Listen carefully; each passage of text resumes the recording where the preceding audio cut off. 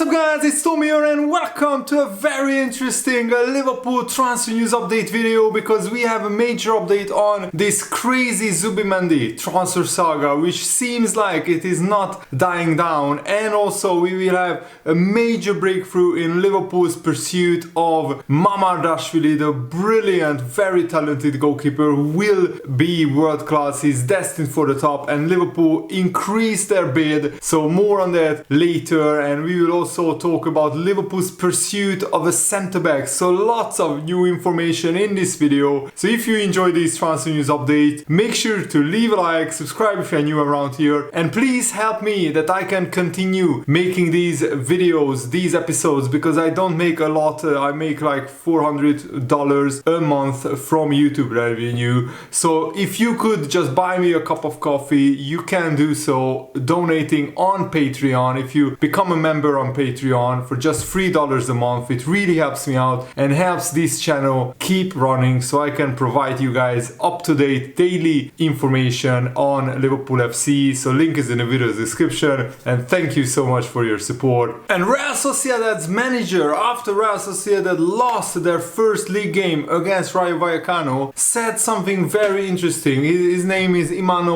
Alguacil, and he said there are no two players like Mikel Merino, who was missing from the squad because Real Sociedad are in talks with Arsenal to sell Merino, but it's a different situation because Merino only has 1 year left on his contract, so Real Sociedad has to sell him. And Lenormand was already sold to Atletico Madrid, but they are not here. He said, I can't even say Zubimendi will not leave at the last minute. That is very interesting. Why would the Real Sociedad manager say that Zubimendi will not leave at the last minute? He can't even say that Zubimendi will not leave. That's very interesting. They are irreplaceable players, Merino and Lenormand. We cannot look for excuses when they are not here. So this was the quote provided by Football España. But then some people spoke to one of Real Sociedad's journalists, who said that this comment by the manager was made in a tongue-in-cheek way, as they were angry with their loss at Real Sociedad, and they still said it, but God knows what the manager meant. But why would he say it though?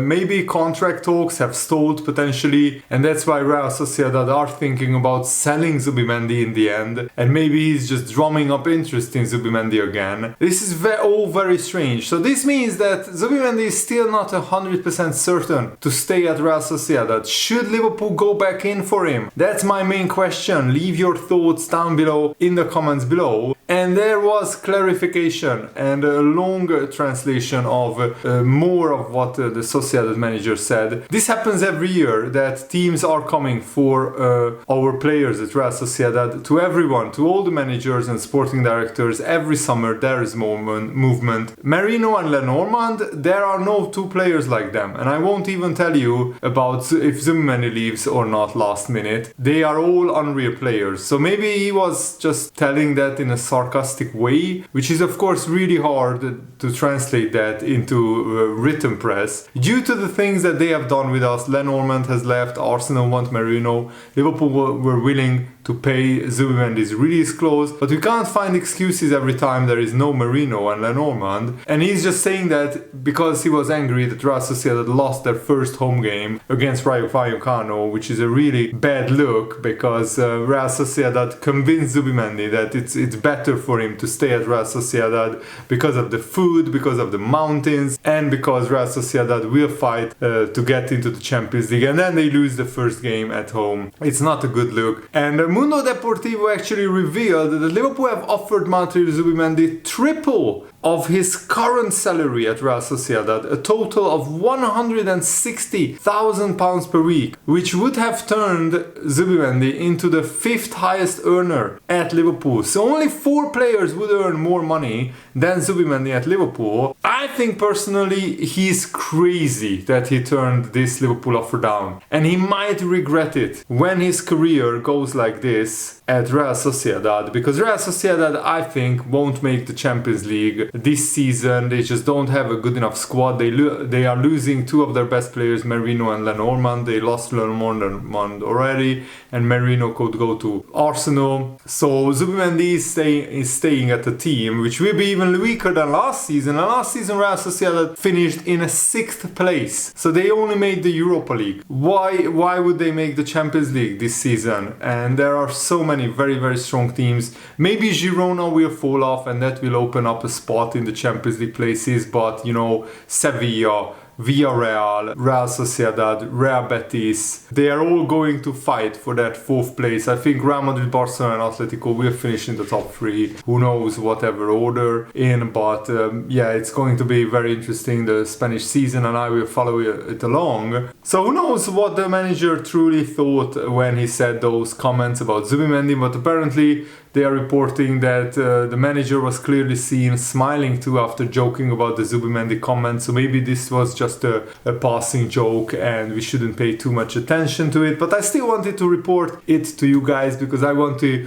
do a very comprehensive, very detailed transfer news report every day for you guys. And Liverpool are looking at selling Nat Phillips, Sepp van den Berg, maybe even Ben Doak and Tyler Morton. They could all go on permanent transfers away from Liverpool, which could free up another 30 to 40 million pounds. So I'm sensing that Liverpool are planning something big in the transfer window. Why would you sell players otherwise of worth up to 90 or 80 million pounds if you're not trying to make some coming signings as well?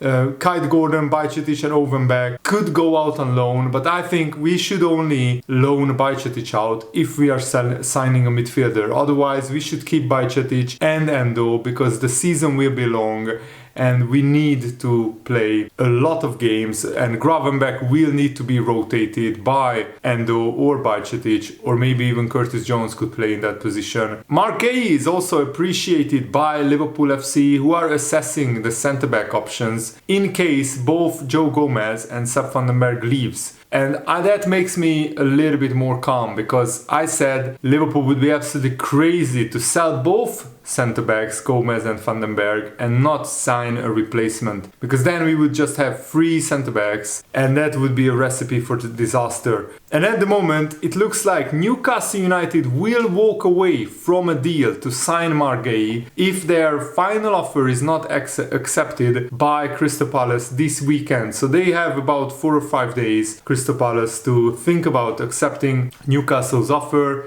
And if not, that they will walk away. And Liverpool really like Mark Gay. We have been linked with him. But at the moment, Liverpool are assessing their options. And I think Gueye is a good player, but he's way overpriced. There is no way he's worth 60 million. But if we could sell Joe Gomez to Newcastle for 45 million, then maybe Joe Gomez plus 15 million doesn't sound that bad of a deal. And Joe Gomez is an option that has been discussed internally by Newcastle, and he was part of the swap deal with Anthony Gordon in June, which in the end didn't happen. And the great news this morning, Mate Moretto and Sanchez, 2 journalists from Spain, have reported that Liverpool have finally raised their offer to sign Valencia goalkeeper Georgi Mamardashvili. Offer is reaching the target that Valencia set for Mamardashvili, the fixed amount of 35 million euros with bonuses and add-ons, taking it close to the 40 million euro asking price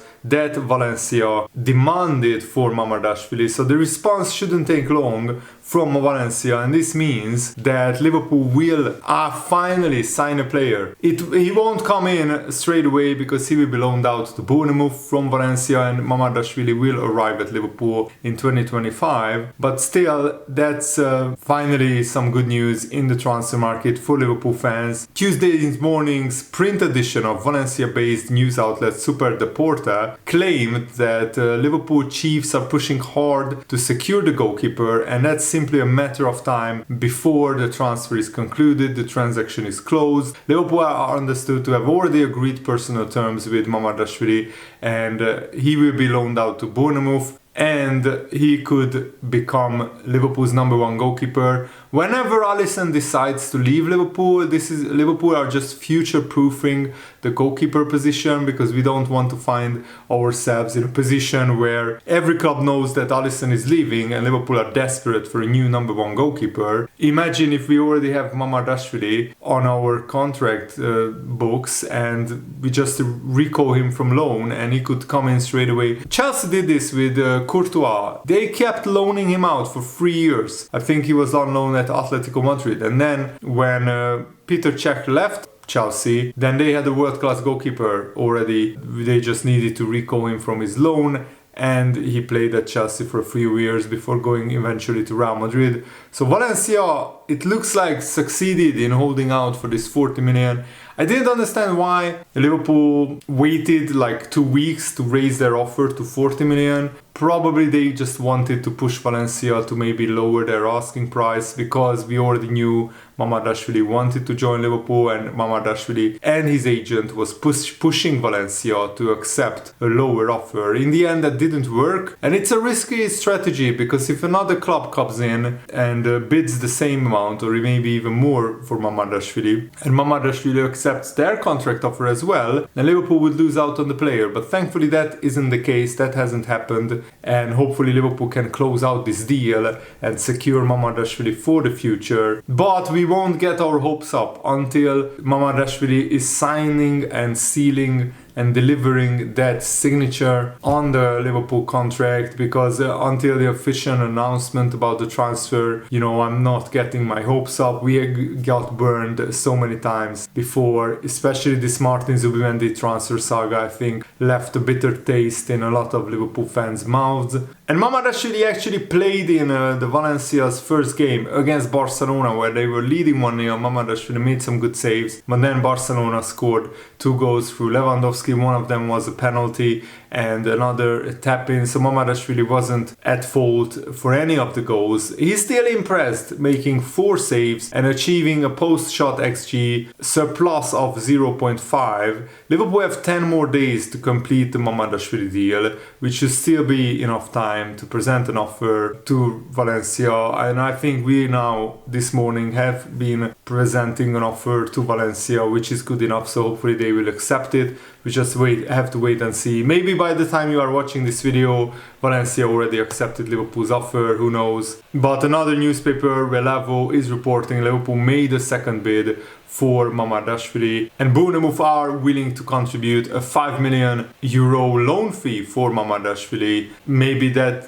is already in the deal. The problem was Liverpool only made a €30 million base offer with 5 million add-ons, and Valencia wanted the full figure to be around 40 million. So now that Liverpool offered 35 million as a base fee plus 5 million in add-ons and bonuses, that takes the total fee up to 40 million. That's what Valencia wanted, so hopefully they will accept the deal. But hopefully Valencia will accept the deal today or tomorrow, because Bournemouth also want a new goalkeeper, and if this Mamardashvili deal falls through or it doesn't get completed soon, then they will go for an alternative target. But Peter Lim, the Valencia owner, is very tricky to negotiate with. And with Valencia struggling to bring players in, I think Mamardashvili will be their big sale. But Bournemouth have alternative targets for the goalkeeper position, because David Ornstein is reporting that Wolves and Bournemouth are interested in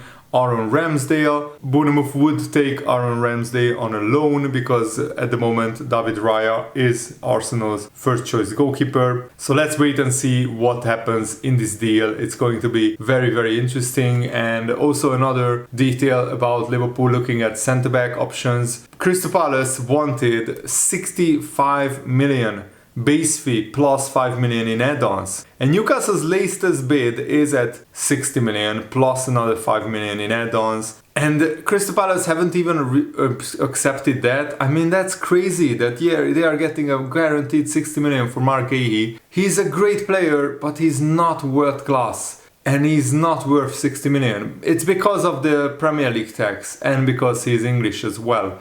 I'm pretty convinced of that. if I was in charge of Liverpool, I would be very reluctant to pay 60 million for Marc Guéhi. The only way I could do a deal is maybe Joe Gomez goes to Newcastle for 45 million and then we bid 60 million for Marc Guéhi, because that way you are justifying just paying 15 million more for Marc Guéhi, even though I think Joe Gomez is as good a player as Guéhi, but Guéhi is younger, maybe has a higher ceiling and he's not as injury prone as Joe Gomez. So I could justify Liverpool paying Joe Gomez plus 50 million for Marc Guéhi, but no way he's worth 60 million. That's just my opinion. Let me know what is yours in the comments below, and I really hope that you guys enjoyed this video. Thanks for watching, have a nice day, see you later guys, goodbye.